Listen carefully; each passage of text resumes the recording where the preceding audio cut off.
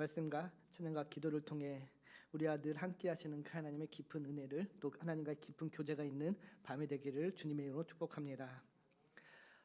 어느덧 10월 마지막 금요일입니다. 아침에 이제 오전 예배 드릴 때도 말씀을 드렸던 것 같이 이제 다음 주면은 11월이 시작됩니다. 정말 이제 한 해가 어떻게 갔는지 모르게 손살같이 지나갔습니다. 참 빨리 시간이 지나가는 것 같은데, 그래서 이제 남은 두 달 11월, 12월을 우리가 좀 더 잘 정신을 챙겨서 보내야 할 것 같습니다. 11월, 12월도 우리가 주 안에서 한 해를 잘 마무리하기를 주님의 이름으로 축복합니다. 우리 옆에 계신 분과 함께 인사 나눕니다. 참 잘 오셨습니다. 참 잘 오셨습니다. 은혜의 밤 되기를 기도합니다. 같이 인사합니다. 은혜의 밤 되기를 기도합니다. 방금 우리가 목사님하고 이제 찬양을 했는데 주 안에 늘 기쁘다, 그 찬양이 정말 우리의 고백이 됐으면 좋겠습니다. 우리가 주 안에 머무는 것이 죄송합니다. 항상 기쁘며 감사의 그런 고백이 되기를 소망합니다.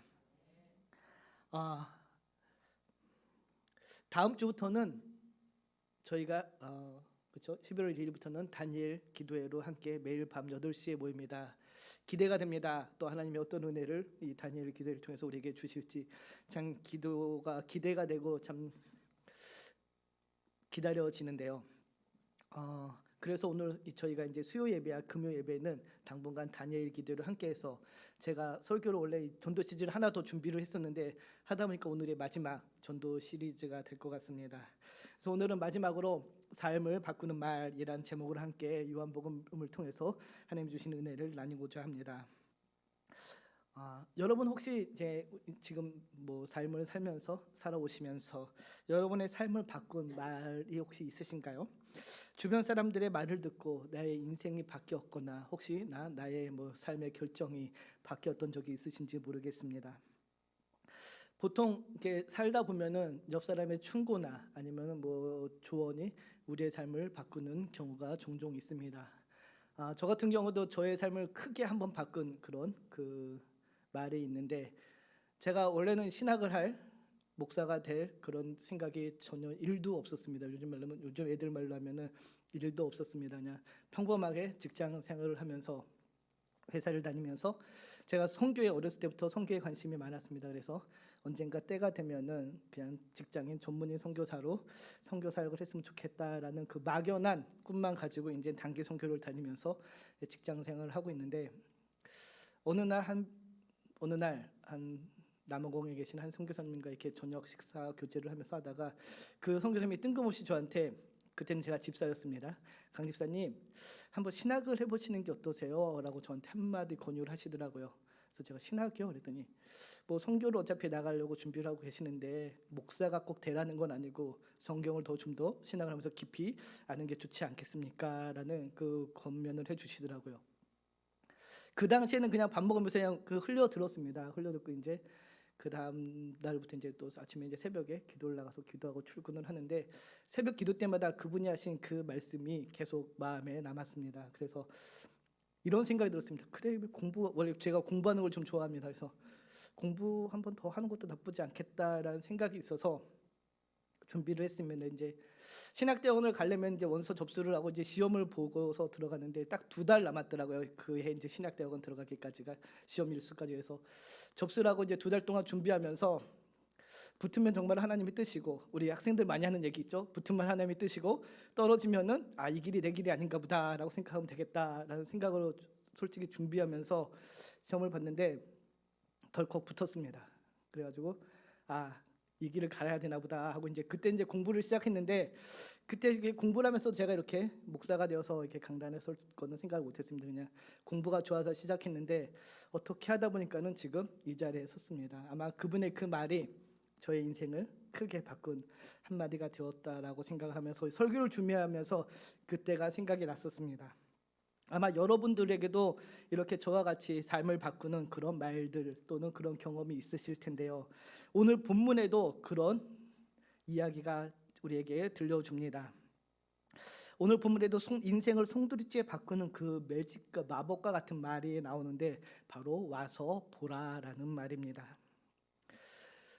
성도 여러분, 저희가 지금 새생명 전도 축제로 함께 합니다. 9월 둘째 주 새생명 전도 축제를 선포하고 태신자를 작정하며 이제 그 11월 21일 D-Day를 두고 계속해서 전도를 하며 축제를 준비합니다. 정말로 그날이 축제의 날이 되기를 소망하며 저희가 준비를 하고 있는데, 여러분 어떠신가요? 저희가 지금 이제 거의 한 달 조금 넘게 전도를 하고 있습니다. 아마 여러분들이 품은 태신자들한테도 계속해서 복음 메시지를 보내주고 또 연락을 하며 또 우리가 노방 전도를 하면서 계속해서 주의 복음을 전하고 전도 축제를 준비하고 있는데, 어떠십니까? 쉬우신가요? 지금 성도님들, 여러분들이 품은 태신자들의 마음이 지금 움직이는 것 같습니까? 아니면 아직도 그냥 요지부동 철벽이십니까? 반응이 없으십니다. 안 하고 있는 건 아니겠죠, 설마? 네, 하고 계실 줄 믿습니다. 전도 축제를 준비하면 이제 성도님들과 함께 저도 이제 새벽에 쓰고 또 저녁에 이제 가서 노방 전도를 합니다. 도림동 아시죠? 도림동 그 파리바게트 앞에서 제가 이렇게 마스크를 나눠두면서 전도를 하고 있는데, 이제 몇 주가 지나니까는 매일 보는 사람들이 있습니다. 그렇죠? 전도를 나갈 때마다 매일 보는 사람들이 있어요. 이제 인사를 합니다. 저한테 반갑게 인사를 해주시면 저 어제도 받았어요 하고 마스크를 안 받아갑니다. 그분들의 마음이 조금 움직였으면 좋겠는데 솔직히 어려운 것이 사실입니다. 특히 노방전도는 더 어려운데요. 제가 어렸을 때는 그래도 노방전도가 조금 더 쉬웠던 것 같습니다. 혹시 여러분 아시는지 모르겠지만 사형리라는 이런 책이 있습니다. 네, 사형리라는 저 책이 있는데 이제 제가 대학생 때는 저 책을 들고 나가서 전도를 했습니다. 어떻게 전도를 했냐면은 이제 저는 부평에 살았습니다. 그래서 부평역에 가서 그때 부평역이 광장에 있었는데요. 부평역에 가서 가만히 이제 담배를 피우거나 멀뚱멀뚱 누구 사람을 기다리는 사람들에게 가서 얘기합니다. 혹시 사형리에 대해서 들어보셨습니까? 저 얘기를 그대로 합니다. 그러면서 이제 전도를 하고 붙잡고 이야기를 하며 제일 마지막 페이지에 영적 기도까지 있는데 그 영적 기도까지 하는 그런 전도를 했었습니다. 그런데 요즘은 어렵습니다. 요즘에도 저 사형리가 변화되어서 뭐 피포유라든지 포포인트라는 그런 책들로 나와서 계속해서 활용이 되고 있지만 솔직히 저런 책자를 들고 나가서 전도를 한다는 게 굉장히 어렵습니다. 사람들이 들으려 하지 않기 때문이죠. 누군가를 붙잡고 1분 이상 이야기하는 게 굉장히 어렵습니다. 그렇죠? 여러분들 이제 전도해봐서 다 아시지만 모르는 사람을 붙잡고 1분 이상 우리가 대화를 이어나간다는 게 상당히 어렵습니다. 어떻게 보면은 거의 불가능하다라고 이야기할 수 있는데요. 그럼 우리가 어떻게 해야 되나? 이렇게 불가능한 시대에 그냥 전도를 포기해야 되나? 아니면은 그냥 마스크 하나 주는 걸로 끝내야 되나라는 그런 고민을 합니다. 그런데 그런 고민 속에서 오늘 본문은 우리에게 어떤 가이드라인을 제공해 주는 것 같습니다. 오늘 우리가 읽은 이 요한복음 1장 이 부분은 크게 두 부분으로 나눌 수 있습니다. 안드레가 주님을 따르는 장면과 빌립이 나다나엘을 부르는 장면입니다. 먼저 35절에서 38절 그 안드레가 주님을 따르는 그 배경은 세례 요한의 제자였던 그 안드레가 세례 요한이 하나님의 어린 양 지나가시는 예수님을 보고 하나님의 어린 양이다라는 그 이야기를 듣고 즉시 예수님을 따르게 됩니다. 스승인 세례 요한을 이제 등지고 예수님을 따르게 되는 거죠. 왜 예수님을 따랐을까? 하나님의 어린 양이라는 그 말 한마디에 저분이 정말로 우리가 기다리는 메시아였을까라는 그런 궁금증이 안드레 안에 싹 텄을 것 같습니다. 두 명의 제자가 세례 요한과 함께 있다가 예수님을 따르게 되는데 오늘 본문에는 한 명은 안드레라고 우리에게 알려집니다. 근데 다른 한 명은 누군지 모르시죠? 이렇게 신학자들이 이제 성경을 연구하다 보니까 그 다른 한 명은 사도 요한이라고 이야기합니다. 그래서 안드레와 사도 요한이 이제 예수님을 따르게 됩니다. 예수님을 따르니까는 예수님이 그 따르는 제자를 보고 묻습니다. 38절을 보면 이렇게 이야기하죠. 예수께서 돌이켜 그 따르는 것을 보시고 물어 이르시되 무엇을 구하느냐라고 묻습니다. 예수님이 따르는 두 명의 제자를 보고 무엇을 구하나, 왜 나를 따르냐, 무엇을 구하냐라고 묻는 것이죠. 영어 성경에는 What do you want?이라고 보내면 네가 원하는 게 무엇이야? 왜 나를 따르냐라고 묻습니다. 그 부름에 제자들이 뭐라고 대답을 하죠? 띄워주십시오. 뭐라고 대답을 합니까? 라비여 어디 계시오니까. 무슨 말입니까? 랍비 선생님 어디 계십니까? 어디에 묵고 계십니까? 라는 질문입니다. 이제 새 번역이나 그 우리말 성경에는 어디 묵고 계십니까? 라고 번역을 하는데요. 제자들이 예수님이 네가 무엇을 원하느냐는 그 질문에 선생님 어디 묵고 계십니까? 라고 다시 묻습니다. 우리가 이 문맥을 보고 볼 때는 정말 딴지 같은 그런 대답일 수 있습니다. 네가 무엇을 원하느냐 하는데 어디 계십니까? 라고 다시 묻는 것 자체가 지금 엉뚱한 동문서답처럼 들리지만은 그 당시 문화를 우리가 조금 알아야 될 것 같습니다. 그 당시에 선생님들은 보통 선생과 제자는 함께 생활을 했습니다. 우리가 사복음서를 보면 알겠지만은 예수님과 12제자가 항상 함께 먹고 자고 같이 움직입니다. 그게 그 당시 고대 근동의 문화였습니다. 이 두 명의 제자가 예수님께 예수님 어디 묵고 계십니까? 라고 묻는 것은 그 안에 이제는 내가 선생님과 함께 먹고 자고 묵으면서 선생님께 배우고 싶습니다 라는 그 뜻이 포함된 것입니다. 제자들의 그 어디 묵고 계십니까? 라는 질문에 주님은 간단히 대답합니다. 와서 보라. 39절인데 우리 함께 보겠습니다. 예수께서 이르시되 와서 보라. 그러므로 그들이 가서 계신 데를 보고 그날 함께 거하니 때가 10시쯤 되었더라. 아멘. 주님께서 자신을 따르는 제자들에게 다른 이런 여러 가지 이야기를 하는 게 아니라 그냥 딱 한마디 합니다. 와서 보라라고 이야기합니다. 영어 성경에는 이렇게 이야기하죠. Come and you will see라고 이야기합니다. 그 뒤에 ESV 혹시 영어 성경 제가 해놨나요? 네, Come and you will see라고 되어 있습니다. 무슨 뜻입니까? 와라 그러면 네가 보게 될 것이다 라는 것이죠. 무엇을 보게 된다는 것입니까? 예수님에 대해서 알게 된다는 것입니다. 영어로 see라는 이 단어는 알다란 뜻도 있습니다. 보다란 뜻도 있지만 우리가 보통 I see 할 때 그 see는 알다란 뜻이 있습니다. 네가 와서 보면은 알게 될 거야 라는 것이죠. 우리만의 백문이 불여일견이라는 그런 말이 있죠. 한 번 보는 것, 100번 듣는 것보다 한 번 보는 게 훨씬 낫다라는, 보는 것이 훨씬 더 정확하고 훨씬 빠르다라는 뜻이죠. 주님 역시 많은 말보다 두 제자들을 자신과 함께 머무르도록 초청을 합니다. 그리고 39절을 보면 제자들이 주님과 함께 머물렀다라고 이야기하죠. 39절 좀 다시 띄워주시겠습니까? 그러므로 그들이 가서 계신 데를 보고 그날 함께 거했다라고 이야기합니다. 영어 성경에는 stay라고 썼는데요. 또 다른 영어 성경은 spend이라고 됩니다. 시간을 같이 보냈다라고 이야기하는 것이죠. 예수님과 함께 가서 그날 시간을 보낸 것입니다. 함께 한다는 것, 함께 거한다는 것은 결국 시간을 함께 보내는 것이죠. 시간을 보내면서 함께 서로를 알아가는 것입니다. 직접 와서 보는 것은 가장 생생한 만남이고 인격적인 체험이 되는 것입니다. 와서 보라 하신 그 예수님의 말씀을 듣고 가서 예수님과 이제 그 사귐의 교제 시간을 갖게 된 것이죠. 멀리서 보면은 알 수 없습니다. 겉에서 보면 우리가 알 수 없습니다. 그러나 겉에서 본 것을 벗어나서 안으로 들어가면은 정말 실체를 우리가 알게 되는 것이죠. 지나가는 예수를 보고 하나님의 어린 양이라는 그 세례 요한의 말을 듣고 예수님과 함께 하기로 작정한 그들이 예수님과 사귐을 통해서 예수님의 진면목을 보게 된 것입니다.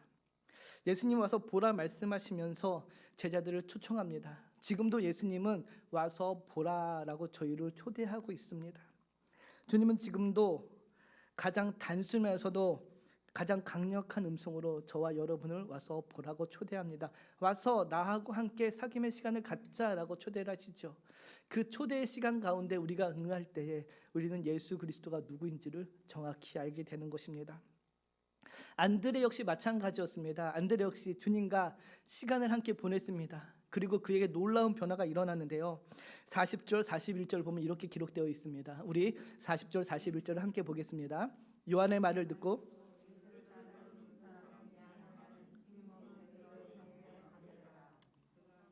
41절이요.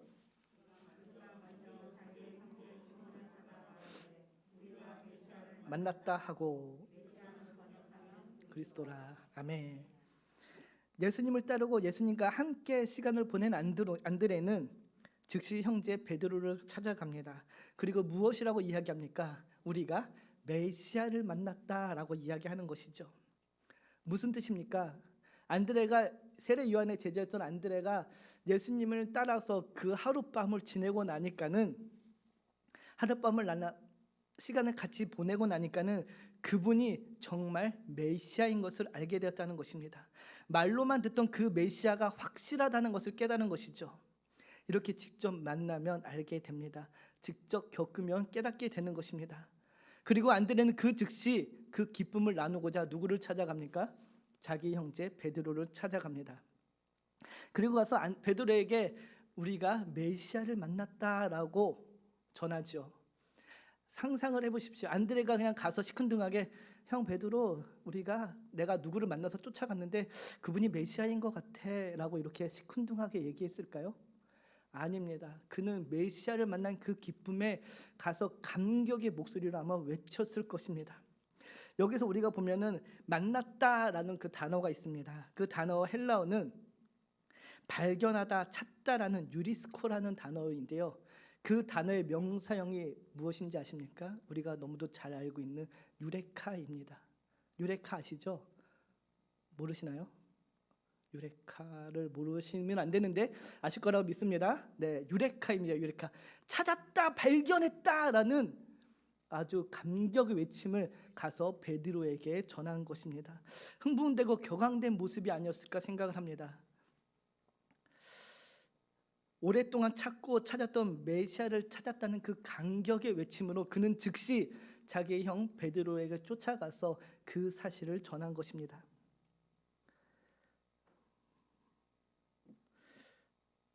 무엇을 볼 수 있습니까? 기쁨은 나누는 것입니다.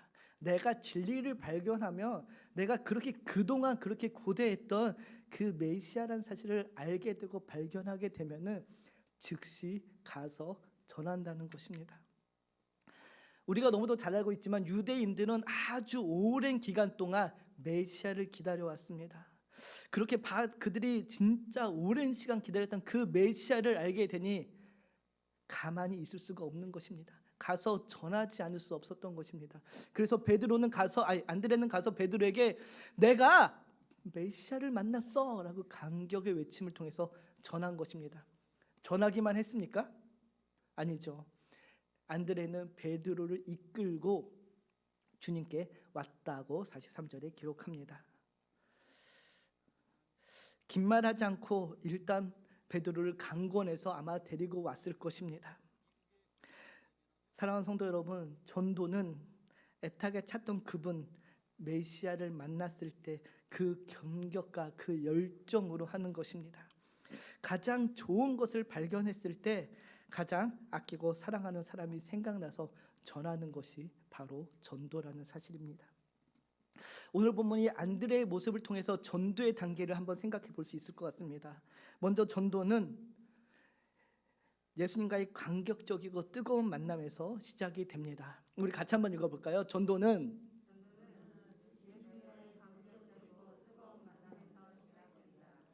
사랑하는 성도 여러분, 여러분은 예수님과 이미 감격적이고 뜨거운 만남을 가졌습니다. 우리는 모두 다 예수님과의 그 뜨거운 그 만남을 기억하고 마음에 품고 있습니다. 전도는 그 감격적인 만남에서 시작됩니다. 다른 말로 하면 무엇입니까? 만남이 없으면 전할 수 없다는 것입니다. 내가 인격적으로 정말로 주님을 뜨겁게 만나지 않으면은 전도할 수 없다는 것이죠. 내가 만나야지만 그 사랑과 그 열정을 알아서 전할 수 있는데 내가 만나지 못하면 전할 수 없다는 것입니다. 전달하러 나가기 전에 그래서 우리는 먼저 내 안에 그 뜨거움이 그 열정이 회복되어야 될 것입니다. 내가 예수를 만났을 때 그 감격, 구원의 감격이 회복되어야지만 전할 수 있는 것입니다. 그리고 두 번째 전도는 만났다면 이제 가야 하는 것입니다. 읽어봅시다. 만났다면 이제 가야 한다. 전도는 가야 하는 것입니다. 이제 그 구원의 감격을 경험했다면은 안드레가 베드로를 찾아갔듯이 나도 내가 사랑하는 사람에게 가서 전해야 하는 것입니다. 그 감격이 내 안에 뜨거울 때, 살아있을 때 가서 전하는 것이 전도라는 것입니다. 그 사랑을 근데 그 기쁨을 내가 갖고 있는데 전하지 않는다? 있을 수 없다는 이야기죠. 안드레가 뒤에 보면 빌립도 마찬가지입니다. 안드레가 그 뜨거운 감격을 알고 난 후에는 그는 가서 전하지 않을 수 없었던 것입니다. 그리고 마지막으로 전도는 세 번째 띄워주십시오. 전도는 예수께로 이끌고 와야 하는 것입니다. 같이 한번 읽읍시다. 전도는 예수께로 이끌고 와야 한다. 가서 만났다면은 강권에서 데리고 와야 되는 것입니다. 베드로가 순순히 안드레의 말을 듣고 왔을까요? 생각을 해봅니다. 정말로 베드로가 안드레의 말을 듣고 순순히 왔을까? 뭐 이런저런 이야기를 했을까? 제가 감히 축축하지만 안드레가 그 기쁨에 강건하여 왔을 것입니다. 예수님께서 안드레한테 come and see, 와서 봐라 했듯이 안드레도 베드로에게 come and see, 와서 한번 봐, 겪어봐 라고 얘기하지 않았을까요? 사랑하는 성도 여러분, 강건하여 데리고 오는 것이 전도입니다. 때로는 가장 심플한 것이 가장 강력한 무기가 됩니다. 심플 이즈 베스트라는 말이 있습니다. 가장 단순한 방법이 가장 효과적인 방법이라는 거죠. Come and see, 와서 봐라는 그 간단 명령 한마디가 안드레를 변화시켰듯이 여러분이 간단한 명령한 말로 강건하여 데리고 올 때 놀라운 역사가 일어날 줄 믿습니다. 누가복음 14장 23절을 보면은 천국잔치의 비유에서 주님은 내 집을 강건하여 채우라고 말씀하셨습니다. 강건하는 것입니다. 전도는 설득의 차원을 넘어서서 강하게 권하는 것입니다. 왜? 이 좋은 소식을 전하지 않으면, 그 사람이 받아들이지 않으면은 영원한 생명이라는 그 놀라운 소망을 그 사람들이 모르기 때문에 강하게 강권하는 것이 전도라는 것이죠. 바라기는 우리가 이제 11월 1일부터 21일 동안 집중적으로 또 전도를 할 텐데 이 빈자리를 강건하여 채우는 우리 한마음교회 성도님들 되기를 주님의 이름으로 축복합니다. 이처럼 안드레는 그 기쁨을, 감격을 강건하여 베드로를 예수님께 데리고 오므로 나타냈습니다. 이것은 이어지는 빌립과 나다나엘의 에피소드를 보면 더 확실해지는데요. 우리 43절 44절을 같이 한번 보겠습니다. 같이 읽습니다. 이튿날 예수께서 빌립을 만나 이르시되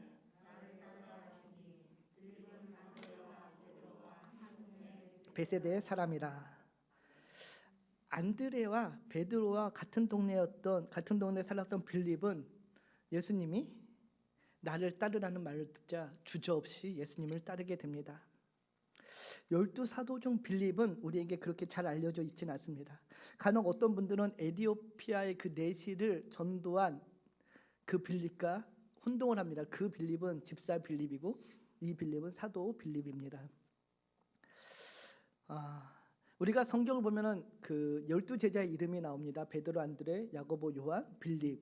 이렇게 항상 이 순서대로 나오는데요. 항상 그 성경 네 곳에 예수님의 제자 이름이 있는데 빌립은 항상 5번째에 이름이 적혀져 있습니다. 추측하건대 그 4명의 예수님들의 수제자 4명을 빼고 그 나머지의 리더가 빌립이 아니었을까라고 추측을 하는데요. 존 맥아더의 그 예수님이 선택한 평범한 사람들이란 책이 있습니다. 12 Ordinary Men이라는 그런 책인데요. 이 책을 보면은 그 존 맥아더 목사님이 예수님의 그 12제자를 성경에 나와 있는 구절들을 분석해서 그들의 성격과 성향, 그들의 장단점을 이렇게 분석한 책입니다. 그들이 평범했지만 그 평범한 사람을 예수님이 들어서 사용했다라는 그 책인데 그 책에 보면은 빌립은 이렇게 이야기합니다. 그는 전형적인 현실주의자였다고 이야기합니다. 그는 머리가 좋고 생각이 깊었지만 지극히 현실적이었다고 합니다. 그래서 간혹 냉소주의적 면모를 갖고 있었다고 얘기하시죠. 그 존 맥아더 목사님의 그 분석에 따르면 빌립은 섣불리 예단하지 않고 사실과 계산에 근거해서 현실과 많게 원칙대로 일을 처리하는 사람이었다 합니다. 그런 이 현실적인 냉소주의자인 빌립이 예수님이 나를 따르라 그 한마디에 예수님을 따르게 됩니다. 그 따른 것에 머무는 것이 아니라 그 현실주의자 빌립이 나다나엘에게 예수를 전합니다. 45절을 보면 이렇게 이야기하는데요. 우리 같이 한번 봅니다. 빌립이 나다나엘을 찾아 이르되 모세가 율법에 기록하였고 여러 선지자가 기록한 그 일을 우리가 만났으니 이는 요셉의 아들 나사렛 예수니라. 빌립과 나다나엘은 또 고향 친구입니다. 빌립은 자기가 예수님을 알게 되고 예수님을 메시아인 걸 확신하게 되자 친구 나다나엘에게 가서 예수님을 전하는 것이죠. 근데 전하는 방법이 우리가 여러 선지자가 기록한 그 일을 우리가 만났다라고 조목조목 이렇게 성경의 말을 들어서 전도하고 있는 것입니다. 빌립 역시 예수님을 알게 되자 나가서 전한 것입니다. 아마 빌립은 평소 나다나엘이 분명히 이 기쁜 소식, 메시아를 기다려왔다는 것을 알고 있었기 때문에 그는 친구 나다나엘에게 즉시 가서 전한 것이죠. 그는 분명히 나다나엘이 기뻐할 것이라는 그 생각을 갖고 나다나엘에게 전했을 것입니다. 그런데 빌립이 전한 그 메시지에 나다나엘의 반응은 빌립의 기대와는 전혀 달랐습니다. 같이 한번 볼까요? 46번 상반절인데요. 우리 함께 봅니다. 나다나엘이 이르되 무슨 선한 것이 날 수 있느냐. 아니요, 상반절만 봅니다. 나다나엘이 이르되 나사렛에서 무슨 선한 것이 날 수 있느냐. 우리가 너무도 잘 알고 있는 말씀이죠. 나다나엘은 그 무명의 작은 마을 나사렛에서 무슨 선한 것이 날 수 있냐라고 오히려 빌립에게 반문을 합니다. 나사렛이란 그 좁은 평균 속에 그는 갇혀 있었던 것이죠. 예루살렘에서 사마리아 산간 지방을 거쳐 북으로 130km 떨어진 그 작은 동네에 무슨 선한 것이 날 수 있느냐라는 그 말 속에는 아주 부정적인 반응이 담겨져 있는 것입니다. 사랑하는 성도 여러분, 우리가 복음을 전할 때 받게 되는 반응이 바로 이 나다나엘의 반응입니다. 그렇지 않습니까? 우리가 복음을 전할 때 세상 사람들이 나타내는 그 반응이 바로 이 부정적인 반응, 나사렛에서 무슨 선한 것이 날 수 있어 라는 이 반응이 바로 우리가 복음을 전할 때 듣게 되는 반응입니다. 지난 시간에 말씀드렸듯이 우리가 복음을 전할 때 세상 사람들의 반응은 냉소적입니다. 부정적입니다. 거기에 무슨 선한 것이 날 수 있냐라는 그 나다나엘의 반응이 바로 요즘 세상 사람들이 교회를 보는 그 시선입니다. 지금 우리 시대처럼 기독교가 한껏 조롱받는 그런 시대에는 더욱더 이런 부정적인 반응이 더 크게 나타납니다. 거기에 교회에 무슨 선한 것이 있다고, 교회에 무슨 유익이 있다고 하며 무시하고 무시당할 것입니다. 이것이 사실입니다. 이런 반응 속에서 우리는 어떻게 해야 되나요? 빌립은 어떻게 했습니까? 빌립은 구구절절 아니야 예수님이 정말 맞아 이렇게 구구절절 설명을 했나요? 아닙니다. 빌립 역시 단 한마디로 그를 예수께로 인도합니다. 46절 하반절을 다시 보면 이렇게 이야기하는데요. 우리 46절 다시 한번 봅니다. 같이 읽습니다. 나다나엘이 이르되 나사렛에서 무슨 선한 것이 날 수 있느냐. 빌립이 이르되 와서 보라 하니라. 아멘. 무슨 선한 것이 날 수 있느냐라는 이 나다나엘의 반응에 빌립이 한마디로 그 모든 문제를 클리어시킵니다. 와서 봐. 와서 보면 알 거 아니야. 예수님이 안드레를 불렀던 그 말 빌립이 그대로 나다나엘에게 하고 있는 겁니다. 와서 봐. 일단 이 말에 나다나엘이 예수님께 나아가고 그는 예수님의 제자가 됩니다. 예수님의 12명의 제자 이름을 떠올려 보십시오. 나다나엘은 이름이 있습니까? 베드로, 안드레, 야고보, 요한, 베아냐, 빌바. 빌립 다음에 6번째가 바돌로메라는 사람이 있습니다. 이 바돌로메가 나다나엘입니다. 바돌로메, 돌로메의 아들이란 뜻이거든요. 그 돌로메의 아들 나다나엘입니다. 그는 예수님의 6번째 제자가 된 것입니다. 사랑하는 성도 여러분, 오늘 본문에 사람을 살리는 너무도 강력한 두 단어가 있습니다. 와서 보라. 이보다 더 강력한 메시지는 없을 것입니다. 빌립은 나다나엘에게 아무런 부연 설명 없이 와서 보라고 단호하게 이야기합니다. 어떻게 이렇게 빌립이 단호하게 이야기할 수 있었습니까? 확신 때문입니다. 저분이 바로 메시아라는 그 확신이 빌립에게 있었기 때문에 빌립은 너무도 당연하게 나다나엘에게 와서 봐라고 이야기할 수 있었던 것입니다. 사랑하는 성도 여러분, 여러분 안에 내 안에 예수 그리스도에 대한 확신이 있다면 강하게 이야기할 수 있게 됩니다. 그리스도에 대한 확신이 있으면 와서 보라고 우리는 강하게 선포할 수 있는 것입니다. 빌립에게 확신이 없었다면 정말 나사렛에서 선한 것이 날 수 없을까? 생각했을 것입니다. 그러나 빌립에게는 너무도 강력한 확신이 있었습니다. 저분이 우리가 기다리던 메시아가 맞다는 그 확신이 있었기 때문에 빌립은 나다나엘에게 와서 보라고 이야기할 수 있던 것이죠. 안드레 역시 마찬가지였을 것입니다. 확신이 있었기에 예수님에 대한 그 신뢰감이 그 안에 싹 텄기 때문에 그는 전할 수 있었던 것입니다. 그리고 나다나엘을 예수님께 이끌 수 있었습니다. 사랑하는 성도 여러분, 확신은 전하게 합니다. 우리 성경 한 곳을 더 찾아보고자 합니다. 사마리아 여인에 대한 우리가 이야기를 잘 알고 있는데요. 요한복음 4장 28절 29절에 그 사마리아 여인이 예수님과의 대화 끝에 이렇게 이야기합니다. 우리 같이 한번 요한복음 4장 28절 29절을 함께 봅니다. 같이 읽습니다. 시작. 여자가 물동이를 버려두고 동네로 들어가서 사람들에게 이르되 와서 보라, 이는 그리스도가 아니냐 하니. 아멘. 우물가에서 목이 마른 예수님이 물을 한 그릇은 이제 사마리아 여인한테 마시면서 이야기를 합니다. 그리고 그 여인은 예수님과의 대화 끝에 이분이 정말로 메시아 그리스도라는 사실을 깨닫게 되는 것이죠. 그리고 동네 사람들에게 가서 이야기합니다. 내가 행한 그 모든 일을 내게 말한 사람, 그러니까 나의 현재와 과거와 나의 모든 것을 알고 있는 이분이 정말 메시아가 아니냐 하고 가서 동네 사람들에게 강하게 이야기합니다. 뭐라고 얘기합니까? 와서 봐, 메시아가 여기 있다라고 얘기하는 것이죠. 사랑하는 성도 여러분, 다시 말씀드립니다. 확신이 생기면은, 예수 그리스도에 대한 확신이 있다면은 강하게 이야기할 수 있는 것입니다. 강건하여 데리고 올 수 있는 것입니다. 확신이 있으면은 전하게 되는 것이죠. 사랑하는 성도 여러분, 와서 보라, 이 두 단어 정말로 짧지만은 아무것도 아닌 것 같지만 이 와서 보라라는 이 두 마디 말 안에 사람의 생명을 바꾸는 강력한 파워가 있습니다. 강력한 힘이 있습니다. 사람의 생명을 살리고 사람의 인생을 바꾸는 그 능력이 바로 이 와서 보라라는 그 말 안에 있는 것입니다. 여러분이 담대히 증거하고 외친 와서 보라 한마디가 그 사람의 인생을 바꾸게 될 것입니다. 사랑하는 성도 여러분, 와서 보라 담대히 외치기를 바랍니다.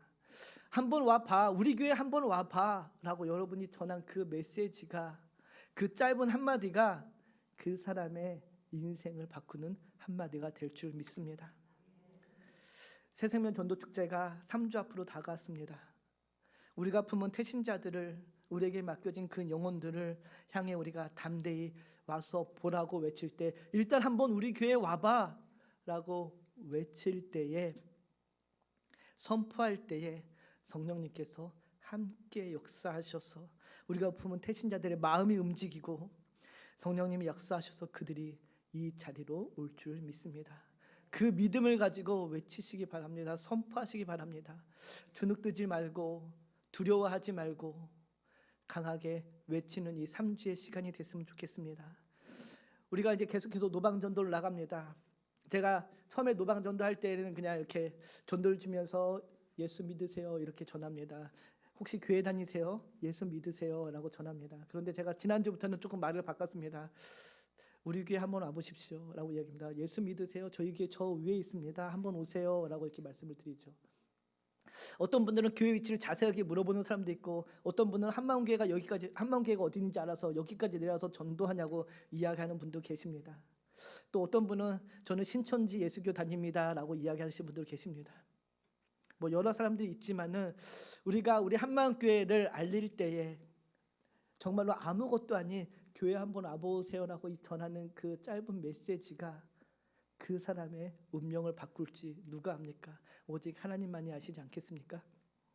우리가 확신으로 담대히 와서 보라고 권할 때에 그 말 안에 성령님이 함께 하실 줄 믿습니다.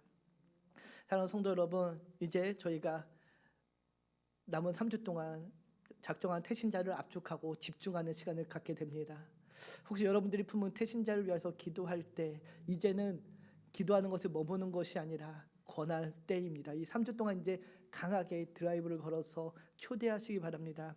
이 천국잔치에 초대하시기 바랍니다. 이번 기회가 아니면은 영영 그 사람에게 기회가 없을 것이라는 그런 생각을 갖고 간절한 마음으로 초대해서 이 자리를 채우는 그 전도 축제가 되기를 주님의 이름으로 축복합니다. 내일도 다음 한 주도 믿음을 갖고 담대히 나아가시기를 소망하며 기도하겠습니다. 기도합니다.